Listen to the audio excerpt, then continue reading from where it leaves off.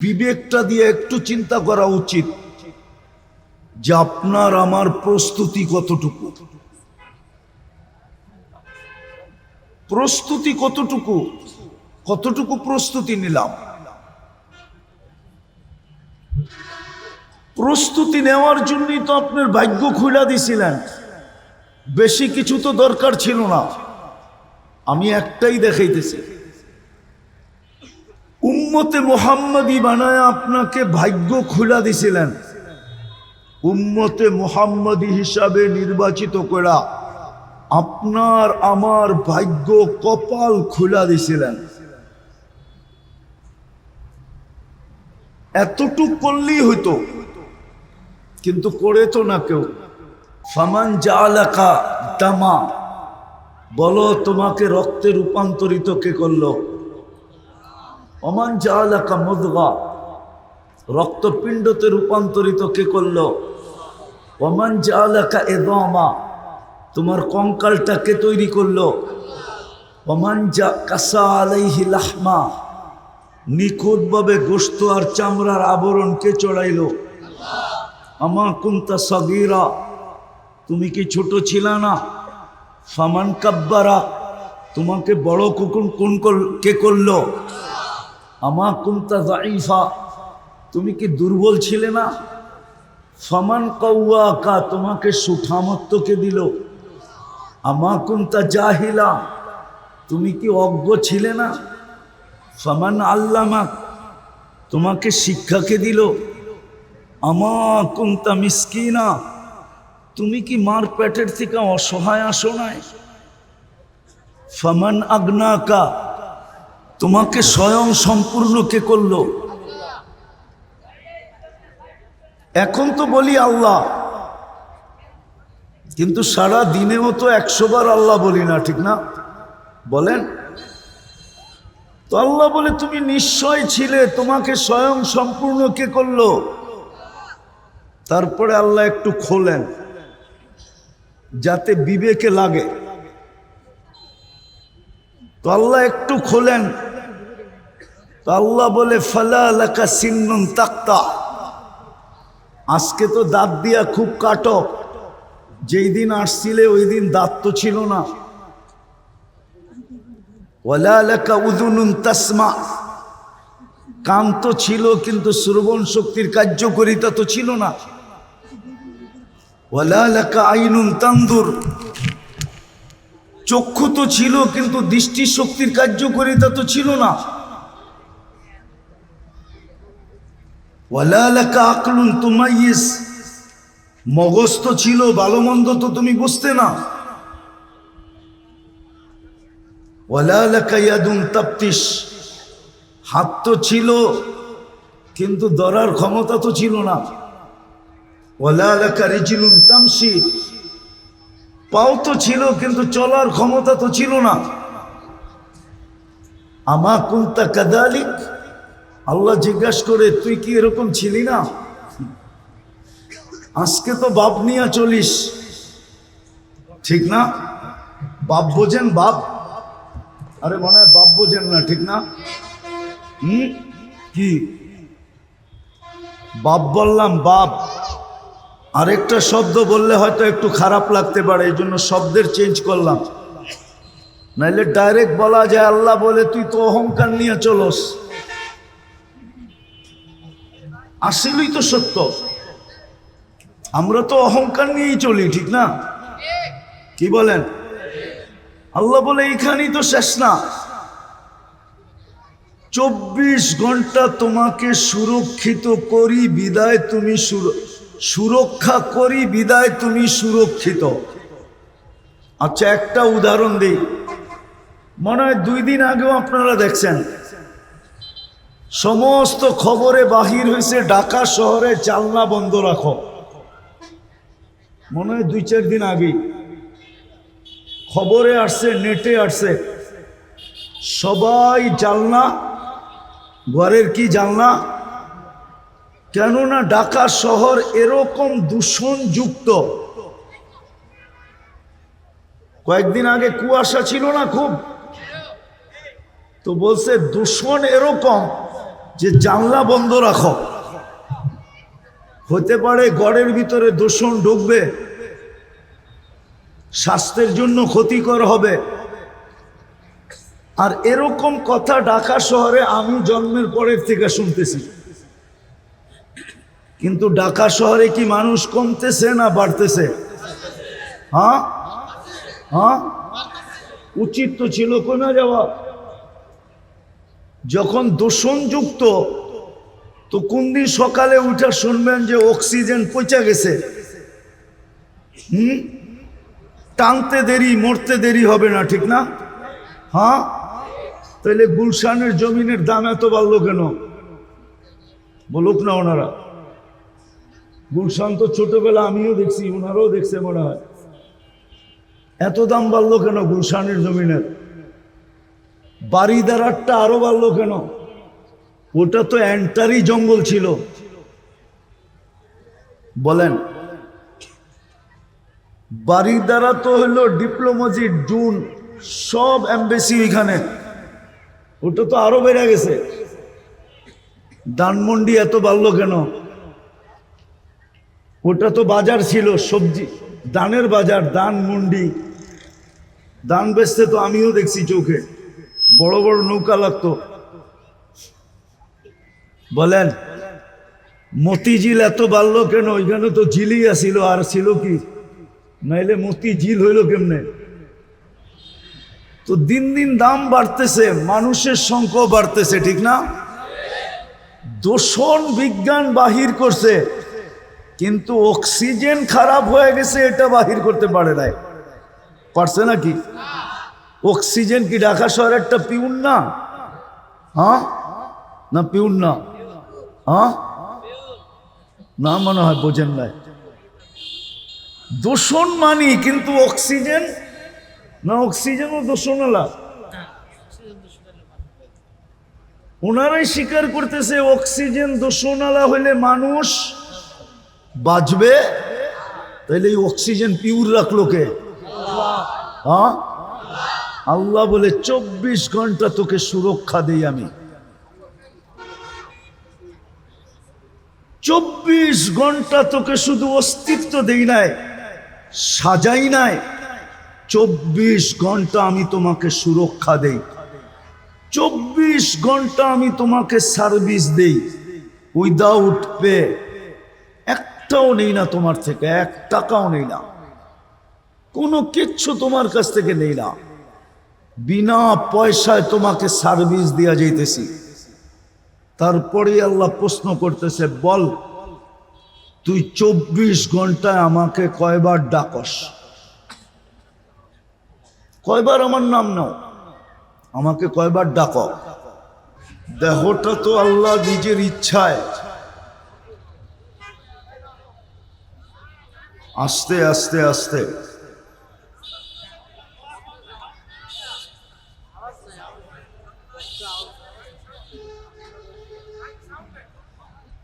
Sound তো আমার কান ফাটতেছে, আপনাদেরটা কি ফাটে না?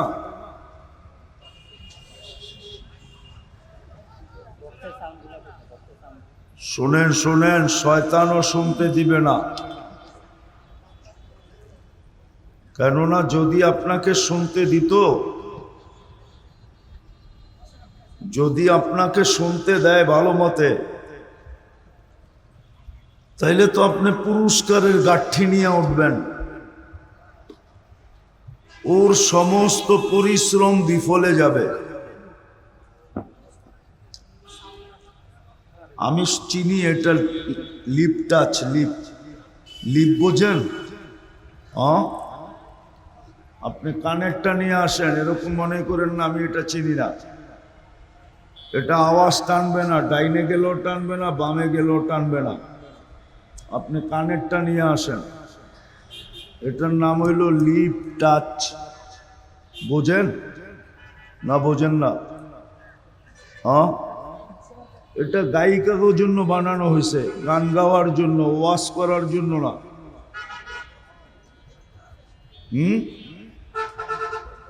না মনে করছেন আমি সদরঘাটের থেকে চলে আইছি?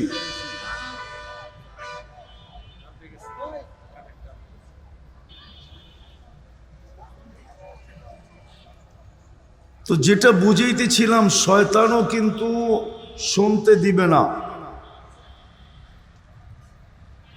কেননা যদি আল্লাহর হুকুম পুরা করলেন তাহলে তো আপনি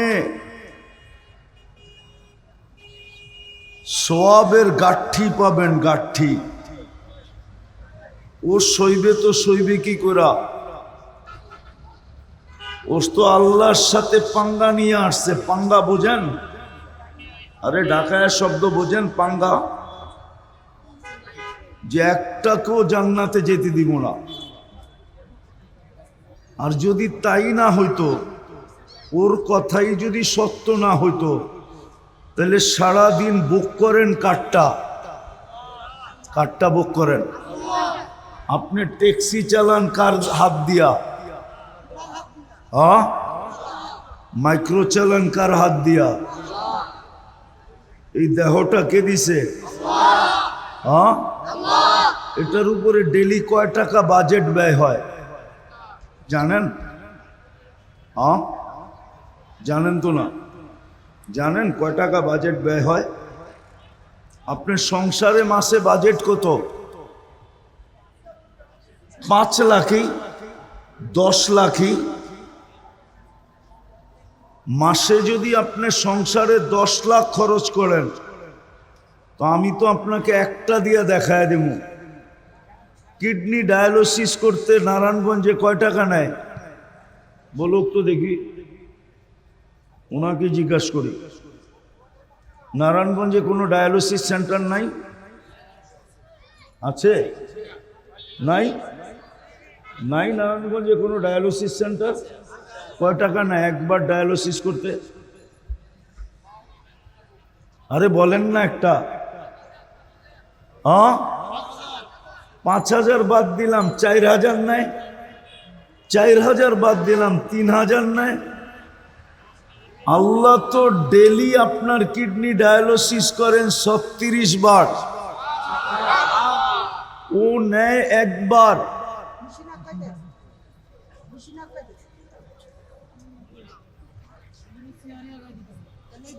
ও একবারে নেয় 3,000 টাকা।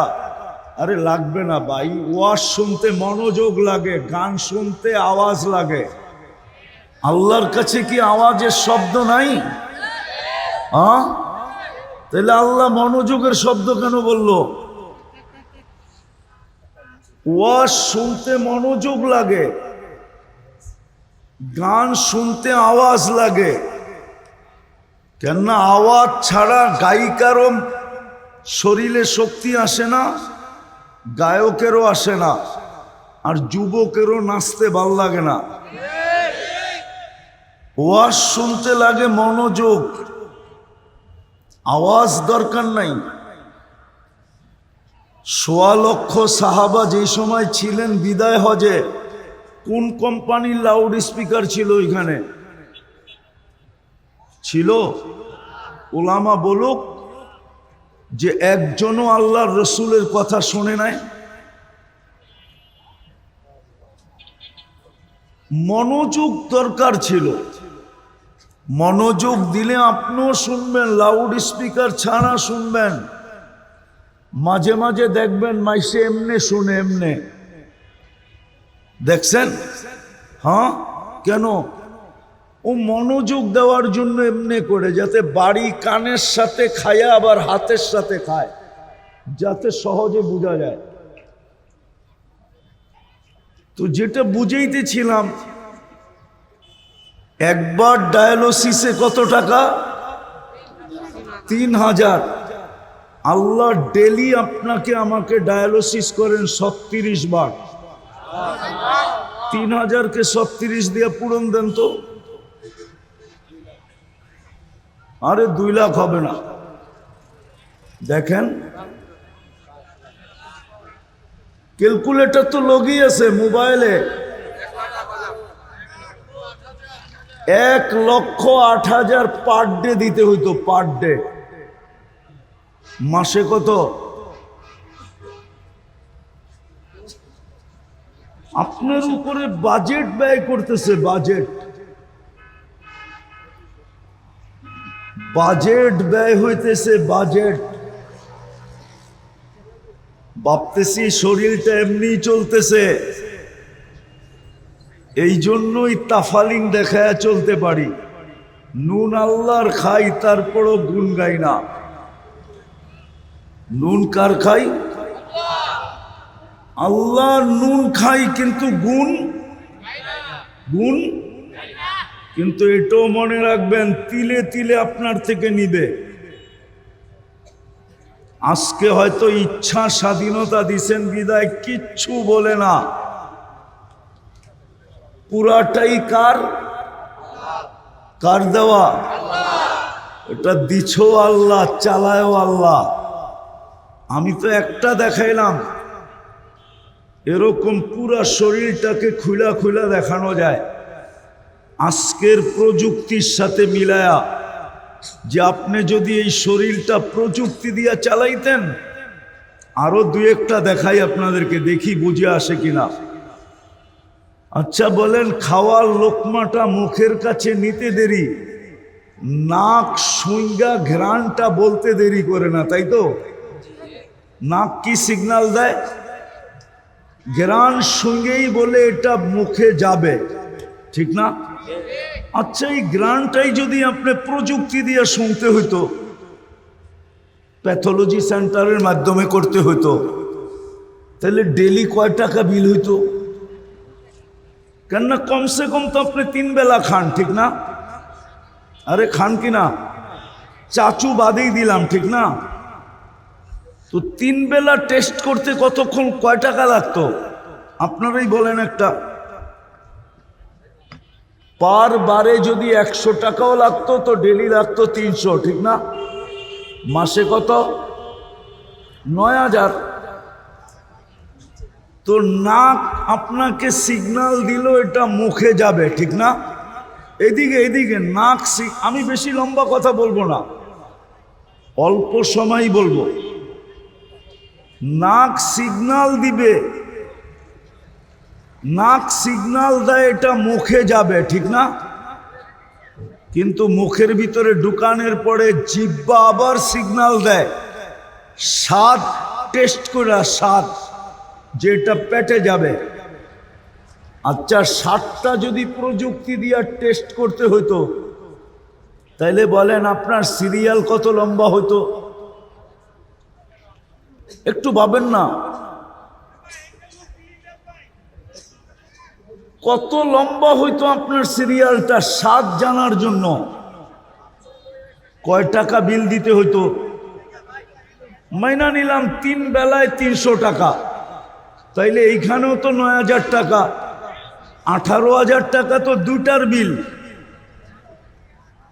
বাকিগুলার বিল বাদেই দিলাম।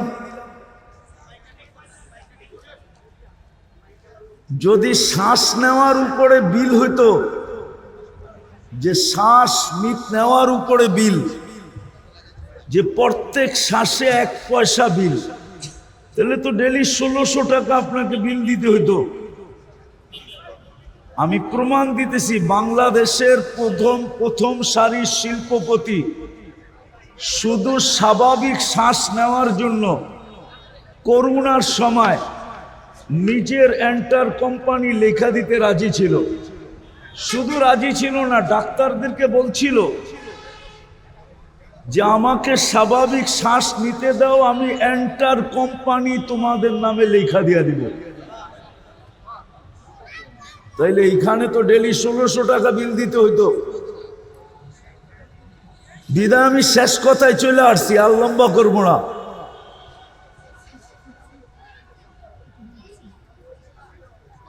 বুঝাইতে চাইতেছি, যদি বুঝে আসে, আর বুঝে না আসলে একদিন বুঝে আসবে অবশ্যই। ওই দিন বুঝ কোনো কাজে দিবে না, এটাও সত্য। আজকে আল্লাহ বুঝাইছেন তো কোরআন দিছেন, রসুল বুঝাইছেন তো হাদিস দিছেন, ওলামারা দায় দায়িত্ব নিয়ে বুঝাইতেছেন। বুঝলে ভালো কথা, না বুঝলেও ভালো কথা। কেননা কালকে কিন্তু আপনাকে পুঙ্খানো জবাব দিতে হবে। যদিও আজকে বিলকুল বিনা পয়সায় সার্ভিস, 24 ঘন্টা আল্লাহ সার্ভিস দিতেছেন বিনা পয়সায়, কোনো পয়সা নেন না, উইদাউট পে আল্লাহ 24 ঘন্টা সার্ভিস দিতেছেন। এইদিকে দেখেন, এইদিকে দেখেন, আমার দিকে ভালো মতে শোনেন। আল্লাহ কিন্তু 24 ঘন্টা আমাদেরকে সার্ভিস দিতেছেন, কিন্তু বুঝতে পারতেছি না কেন, এটাও আমি জানি। বুঝতে পারতেছি না, ইচ্ছা স্বাধীনতা দিছেন বিদায়। এটা যদি না দিতেন তাহলে মনে হয় সবার বুঝে আসতো, কিন্তু না, আল্লাহ ইচ্ছা স্বাধীনতা দিছেন আমাদেরকে বিদায়, যেমন খুশি তেমন চলতে পারি। অথচ যেটা দিয়েই চলি এটা আল্লাহর দেওয়া। এটা কার দেওয়া? এই জন্য আল্লাহ এক জায়গায় দৃষ্টি আকর্ষণ করছেন, একটু আমাদের দৃষ্টিটা নিজের দিকে আকর্ষণ করতে চাইছেন। তো আল্লাহ এক জায়গায় বলছে, আমা কুনতা মা আম্মাহিনা, কখনো কি তোমার মনে পড়ে না যে তুমি এক ফোঁটা পানি ছিলে? ফামান জাআলাকা দামা, বলো তোমাকে রক্তে রূপান্তরিত কে করলো? ওমান জাআলাকা মুদগা, রক্তপিণ্ডতে রূপান্তরিত কে করলো? ওমান জাআলাকা ইযামা, তোমার কঙ্কালটা কে তৈরি করলো? ওমান কাসা আলাইহি লাহমা, নিখুঁতভাবে গোশত আর চামড়ার আবরণ কে চড়াইলো?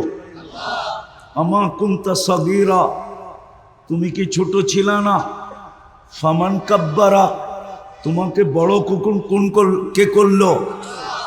আমা কুনতা যায়ীফা, তুমি কি দুর্বল ছিলে না? ফামান কাওয়াকা, তোমাকে সুঠামত্ব কে দিল? আমা কুনতা জাহিলা, তুমি কি অজ্ঞ ছিলে না?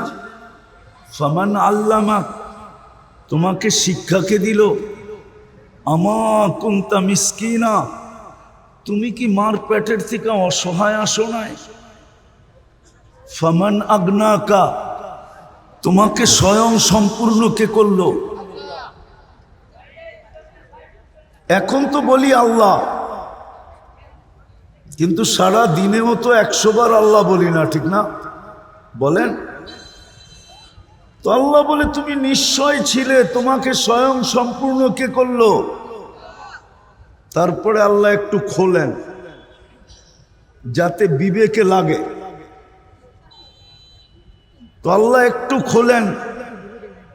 তো আল্লাহ বলে ফালা লাকা সিন্নুন তাক্তা, আজকে তো দাঁত দিয়া খুব কাটো, যেই দিন আসছিলে ওই দিন দাঁত তো ছিল না।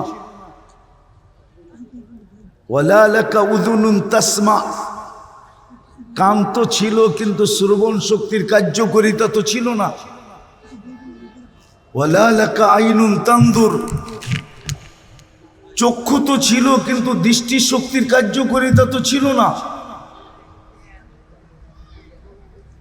ওয়ালা লাকা আকলুন তুমাইয়িজ, মগজ তো ছিল, ভালো মন্দ তো তুমি বুঝতে না। ওয়ালা লাকা ইয়াদুন তাবতিশ, হাত তো ছিল কিন্তু ধরার ক্ষমতা তো ছিল না। ওয়ালা লাকা রিজলুন তামশি, পাও তো ছিল কিন্তু চলার ক্ষমতা তো ছিল না। আমা কুনতা কাযালিক, আল্লাহ জিজ্ঞাসা করে তুই কি এরকম ছিলি না? আজকে তো বাপ নিয়ে চলিস, ঠিক না? বাপ বোঝেন? বাপ, আরে মনে হয় বাপ বোঝেন না, ঠিক না? কি বাপ বললাম? বাপ আরেকটা শব্দ বললে হয়তো একটু খারাপ লাগতে পারে, এই জন্য শব্দের চেঞ্জ করলাম, নাইলে ডাইরেক্ট বলা যায় আল্লাহ বলে তুই তো অহংকার নিয়ে চলস। আসলেই তো সত্য, আমরা তো অহংকার নিয়েই চলি, ঠিক না? কি বলেন? আল্লাহ বলে এইখানেই তো শেষ না, 24 ঘন্টা তোমাকে সুরক্ষিত করি বিদায় তুমি সুরক্ষা করি বিদায় তুমি সুরক্ষিত। আচ্ছা, একটা উদাহরণ দিই। মনে হয় 2 দিন আগেও আপনারা দেখছেন, সমস্ত খবরে বাহির হয়েছে ঢাকা শহরে জানলা বন্ধ রাখো। মনে হয় 2-4 দিন আগেই খবরে আসছে, নেটে আসছে, সবাই জানলা, ঘরের কি জানলা, কেননা ঢাকা শহর এরকম দূষণযুক্ত। কয়েকদিন আগে কুয়াশা ছিল না খুব, তো বলছে দূষণ এরকম যে জানলা বন্ধ রাখো। হতে পারে ঘরের ভিতরে দূষণ ঢুকবে, স্বাস্থ্যের জন্য ক্ষতিকর হবে। আর এরকম কথা ঢাকা শহরে আমি জন্মের পরের থেকে শুনতেছি। কিন্তু ঢাকা শহরে কি মানুষ কমতেছে না বাড়তেছে? হ্যাঁ হ্যাঁ, উচিত তো ছিল কমে যাওয়া। যখন দূষণযুক্ত, তো কোন দিন সকালে উঠে শুনবেন যে অক্সিজেন পচে গেছে, টানতে দেরি, মরতে দেরি হবে না, ঠিক না? হ্যাঁ, তাহলে গুলশানের জমিনের দাম এত বাড়লো কেন? বলুক না ওনারা। গুলশান তো ছোটবেলা আমিও দেখছি, ওনারাও দেখছে মনে হয়। এত দাম বাড়লো কেন গুলশানের জমিনের? বাড়িদারারটা আরো বাড়লো কেন? ওটা তো এন্টারি জঙ্গল ছিল। বলেন, বাড়িদারা তো হলো ডিপ্লোমেসি, জুন সব এমবেসি এখানে, ওটা তো আরো বেড়ে গেছে। ধানমন্ডি এত বাড়লো কেন? ওটা তো বাজার ছিল, সবজি দানের বাজার, ধানমন্ডি। ধান বেচতে তো আমিও দেখছি চোখে, বড় বড় নৌকা লাগতো। বলেন, মতিঝিল এত বাড়লো কেন? ওইখানে তো ঝিলই আসিল, আর ছিল কি? নাইলে মতি ঝিল হইল কেমনে? তো দিন দিন দাম বাড়তেছে, মানুষের সংখ্যা বাড়তেছে, ঠিক না? দূষণ বিজ্ঞান বাহির করছে, কিন্তু অক্সিজেন খারাপ হয়ে গেছে এটা বাহির করতে পারে নাই। পারছে নাকি? অক্সিজেন কি ঢাকা শহরেরটা পিউন না? হ্যাঁ না, পিউন না? হ্যাঁ না, মনে হয় বোঝেন নাই। দূষণ মানি, কিন্তু অক্সিজেন না, অক্সিজেনও দূষণওয়ালা। ওনারাই স্বীকার করতেছে অক্সিজেন দূষণওয়ালা হইলে মানুষ বাঁচবে। তাইলে এই অক্সিজেন পিউর রাখলো কে? হ্যাঁ, আল্লাহ বলে 24 ঘন্টা তোকে সুরক্ষা দেই আমি। 24 ঘন্টা তোকে শুধু অস্তিত্ব দেই নাই, সাজাই নাই, 24 ঘন্টা আমি তোমাকে সুরক্ষা দেই, 24 ঘন্টা আমি তোমাকে সার্ভিস দেই, উইদাউট পে। একটাও নেই না তোমার থেকে, 1 টাকাও নেই না, কোনো কিচ্ছু তোমার কাছ থেকে নেই না, বিনা পয়সায় তোমাকে সার্ভিস দেয়া যাইতেছি।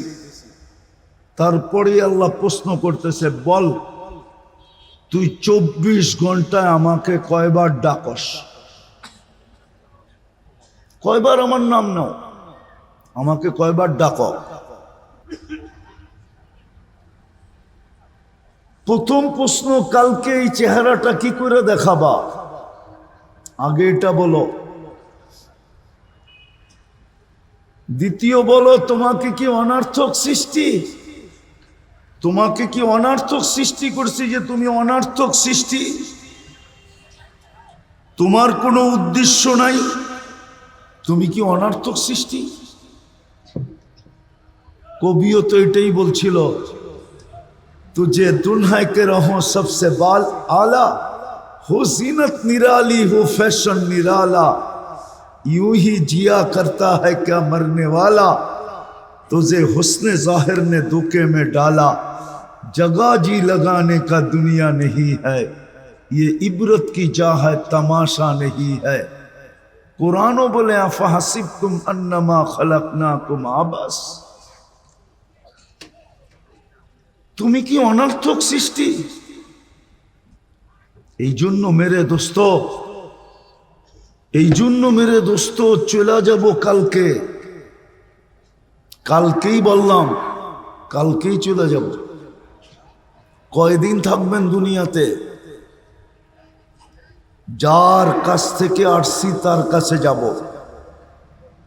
কিন্তু এই বিবেকটা দিয়ে একটু চিন্তা করা উচিত যে আপনার আমার প্রস্তুতি কতটুকু, প্রস্তুতি কতটুকু, কতটুকু প্রস্তুতি নিলাম। প্রস্তুতি নেওয়ার জন্যই তো আপনার ভাগ্য খুলে দিছিলেন, বেশি কিছু তো দরকার ছিল না। আমি একটাই দেখাইতেছি, উম্মতে মুহাম্মাদি বানায় আপনাকে ভাগ্য খুলে দিছিলেন, উম্মতে মুহাম্মাদি হিসাবে নির্বাচিত করা আপনার আমার ভাগ্য কপাল খুলে দিছিলেন। এতটুক করলেই হইতো, কিন্তু করে তো না কেউ। বলেন তো এখানে কে আছে ঘুমানোর সময় শুধু হাত দুটা উঠায় ঘুমায়? একজন বলতে পারবেন যে আমি ঘুমানোর সময় শুধু হাত দুটা উঠায় ঘুমাই, যে আল্লাহ মাফ করে দেন? এই উম্মতের জন্য তো এতটুকুই যথেষ্ট ছিল। আমি দুই চারটা দেখাবো, এতটুকুই যথেষ্ট ছিল। নাইলে আদম আলাইহিস সালাম কেন বললেন আমি প্রথম মানুষ, প্রথম নবী, প্রথম রসুল? একটা ভুল হলো, একটা, আমাকে 350 বছর কাদায়া মাফ করলেন। উম্মতে মুহাম্মাদি সারা দিন গুনাহ করবে, রাত্রে ডাইকা ডাইকা মাফ করে দিবেন। বুখারী শরীফে আছে। আমাদেরটা বোঝেন, কাজে দিবে। নাইলে কিন্তু চিত্র আরেকটাও আছে, আমি আপনাদেরকে দেখাইতে পারি, আমি আপনাদেরকে দেখাইতে পারি। কেননা আমি দুনিয়া কম দেখি নাই, মাত্র 103টা দেশ দেখছি এই পর্যন্ত, আর 60টা মহাদেশ দেখছি শুধু। তাহলে হাজারো কবর আমাকে কাঁদাইতো না, আর হাজারো স্মৃতি আমাকে কাঁদাইতো না। হাজারো দুনিয়ায় স্মৃতি আছে। কবি বলছেন না, পরা রহ জায়েগা यही ঠাঠ সারা, ঐতিহ্য পড়া থাকবে, শুধু ঐতিহ্য। ঐতিহ্য মানুষকে মাঝে মাঝে কাঁদায়, আমাকেও কাঁদাইতো না। এই জন্যই বলতেছিলাম চলে যাব, কিন্তু চলে যেতে হবে। কিন্তু সত্য এটাই যে প্রস্তুতি নিয়ে যেতে হবে, তাইলে এই চিত্র কোরআনে আসতো না। প্রস্তুতি যদি দরকার না হইতো তাইলে এই চিত্র কোরআনে আসতো না। কোরআনে অনেকগুলা চিত্র আছে, রাজার কথাও আছে, রানীর কথাও আছে, মন্ত্রীর কথাও আছে, প্রজার কথাও আছে, সব চিত্র কোরআনে আঁকা আছে। তাইলে এগুলা কাজে দিত, কিন্তু এগুলা কাজে দেয় না, এগুলা কাজে দেয় না, কাজে দেয় না, এগুলা কাজে দেয় না। কাজে কোনটা দিবে এটাও কোরআনে চিত্র আছে। তো যেটা বুঝাইতেছিলাম যে উম্মতে মুহাম্মাদি বানায় আপনার ভাগ্য খুলে দিছিলেন, প্রথম মানুষ, প্রথম নবী, প্রথম রসুল, এক ভুলে 350 বছর কাদাইলেন। 350 বছর কাদাইলেন, 350 বছর কাদাইলেন, কিন্তু আপনাকে তো ডেলি ডাইকা ডাইকা মাফ করতে চাইতেছেন। আরে বাবা, এই যে বাবা, এই যে ভলান্টিয়ার, এই যে ভলান্টিয়ার, এদিকে দেখো, এদিকে দেখো, ভলান্টিয়ার দেখো, তুমি মানুষকে ছেড়ে দাও না, দাঁড়ায় আছে তো দাঁড়ায় থাকো। তোমারে মনে হয় কেউ তাশকিল করছে যাতে তুমি হই হুল্লা করবা, কেউ শুনতে পারবে না কথা।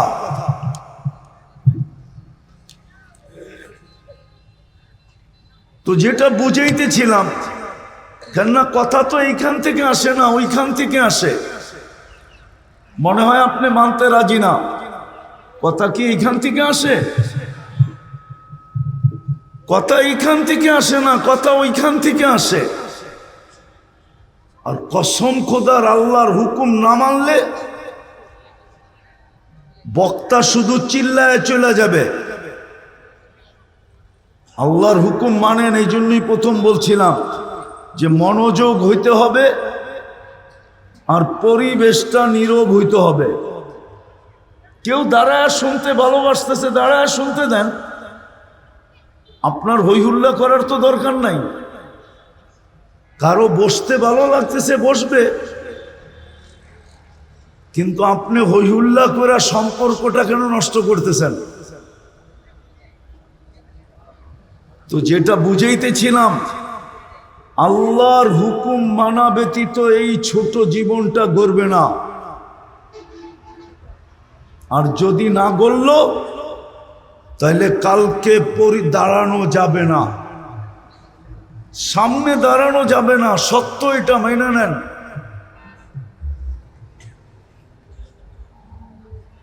আর আল্লাহর হুকুম মানার মাধ্যমেই আপনার পরিচয়।